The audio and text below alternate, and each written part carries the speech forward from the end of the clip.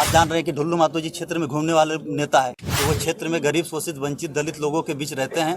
और प्रधानमंत्री के नेतृत्व में उनका जो भी योजनाएं हैं, योजना तो पूरे देश में धरातल में दिख रही है, लेकिन गरीब का बेटा है, किसी भी तरह का समस्या हो उसका निदान करने का काम करते हैं। गरीब का बेटा है, सबका सुख दुख में खड़ा होते हैं और उसका मतलब लंबा यात्रा तय करना पड़ा हो, जाती रहती है। लेकिन आज जो हमारे देश के यशस्वी प्रधानमंत्री श्री नरेंद्र मोदी जी के कार्यशैली पिछले 10 वर्षों में पूरे देश की जनता ने देखी है, और बड़े बड़े मुद्दों को किस तरह, जैसे कि 370 धारा ले लीजिए, राम मंदिर, जो मतलब एक देश के लोगों को ये एक स्वप्न लगता था, ये सब कार्य कभी हो नहीं सकता है।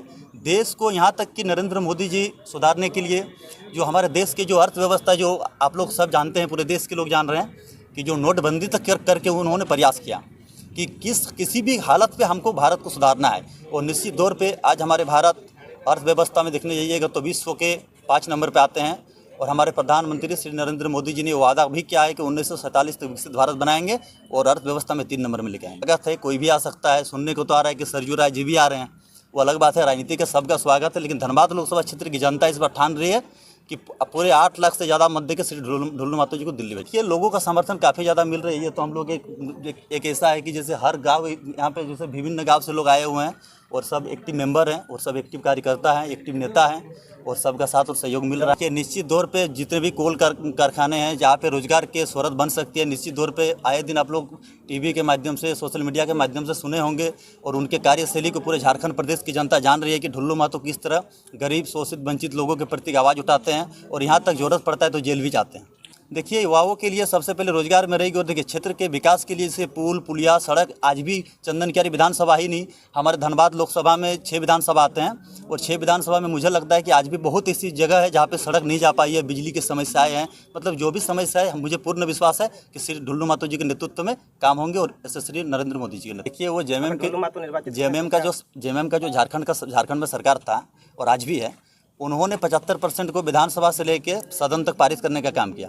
लेकिन देखिए, पेपर वाइज पे सिर्फ पारित करने से नहीं होता है, धरातल पे उसको देखने के लिए मुख्यमंत्री को विशेष ध्यान देना होगा, और जो हेमंत सोरेन जी ने नहीं किया है, इससे चाहिए नहीं, ये देखिए सरासर गलत है।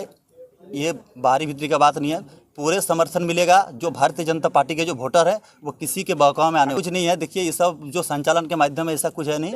जो भी मान के चलिए कि देखिए, राजनीति में तरह तरह के लोग आते हैं जाते हैं, लेकिन मुझे पूर्ण विश्वास है कि बाहर के लोग या स्थानीय लोग, जो भी लोग हैं, बढ़ चढ़ के नरेंद्र मोदी जी को वोट करेंगे। और निश्चित तौर पे भारतीय जनता पार्टी के जो प्रत्याशी है श्री ढुल्लू मातो जी के पूरे 8 लाख से प्लस वोट देकर दिल्ली भेजने का।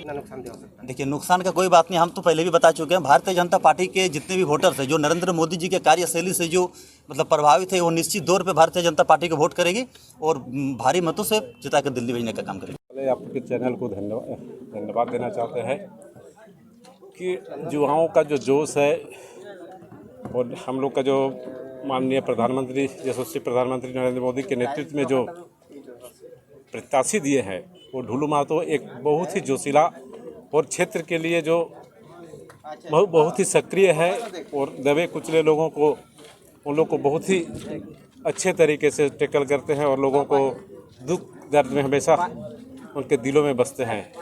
तो जो आप लोग भी इस चीज़ को देख रहे हैं, आज सोशल मीडिया बहुत ही तेज़ी से चल रहा है, और जिसलिए उनके प्रति लोगों का काफ़ी झुकाव है और बहुत अच्छा रुझान भी है। अभी प्रत्याशी का ऐलान मात्र से एक प्रकार से बाहरी भीतरी का कार्ड खेला जाए, ये भाजपा के लिए कितना नुकसानदेह साबित होने वाला? आपके सल्खों में ऐसा क्या नज़रिया, आप किस नज़रिए से देखना चाहते हैं?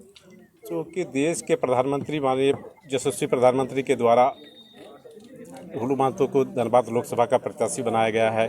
इसमें न बाहरी है न भीतरी है। जब मोदी जी की बात आती है और भारत को हिंदू राष्ट्र घोषित करने के लिए 2047 तक एक हिंदू राष्ट्र घोषित करने के लिए, और देश को, अर्थव्यवस्था को तेज़ी से मतलब प्रगति के पथ पर लाने के लिए ढुल्लू मातो को प्रचंड वोट से वोट जिताएंगे। इसमें किसी तरह का बाहरी भीतरी का हम लोग को तो नज़र नहीं आ रहा है। चंदन क्यारी से बीते चुनाव में 1,27,000 वोट मिला था, इस बार आप लोग क्या उम्मीद लगाएंगे? चूँकि पिछले बार 1,27,000 वोट चंदन क्यारी से मिली थी, और इस बार हम लोग उम्मीद जताते हैं कि हम लोग 2 लाख पार करेंगे चंदन क्यारी विधानसभा से।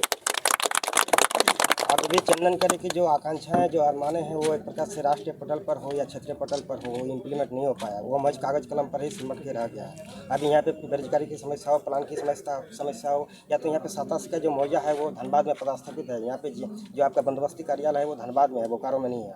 तो इस कड़ी में आप क्या कहना चाहते हैं?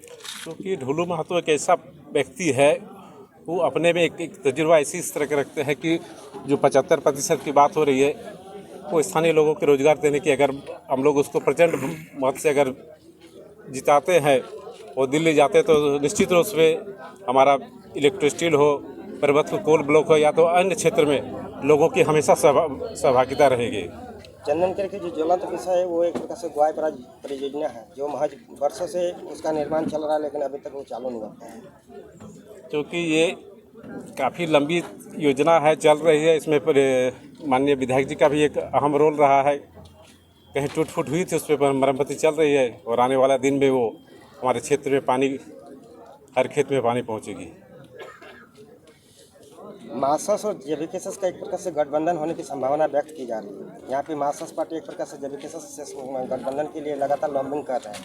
अगर जयराम मातो मार्क्सवादी पार्टी को समर्थन दे देते हैं तो ये कितना नुकसानदेह होने वाला है, क्योंकि यहाँ पे एक प्रकार से जो बहुतायत संख्या में जो वोट है मातो वोट, वो कहीं ना कहीं एक प्रकार से ध्रुवीकरण होने के आसार है। चूँकि चंदनकारी विधानसभा क्षेत्र में हम लोग देख रहे हैं, जब से देख रहे हैं, विगत तीन लोकसभा में से हमेशा भारतीय जनता पार्टी के उम्मीदवार हमेशा जीते हैं और हमेशा पिछले बार तो काफ़ी प्रचंड वोट से आगे 1,27,000 वोट मिला था और इस बार भी इस तरह का कोई ध्रुवीकरण होने की नहीं जा रहा है, जो कि प्रत्याशी ही नहीं मिला है। अभी तक लोगों के पास प्रत्याशी के अभाव है, प्रत्याशी नहीं दे पा रहे हैं। ध्रुवीकरण की बात तो दूर की बात है, प्रत्याशी ही नहीं है, अभी तक किसी पार्टी का घोषणा ही नहीं हो पा रहा है। तो आप मानते हैं कि एक प्रकार से ढुल्लू महतो के आगे विपक्षी पार्टियां नतमस्तक हो गई? बिल्कुल नतमस्तक है।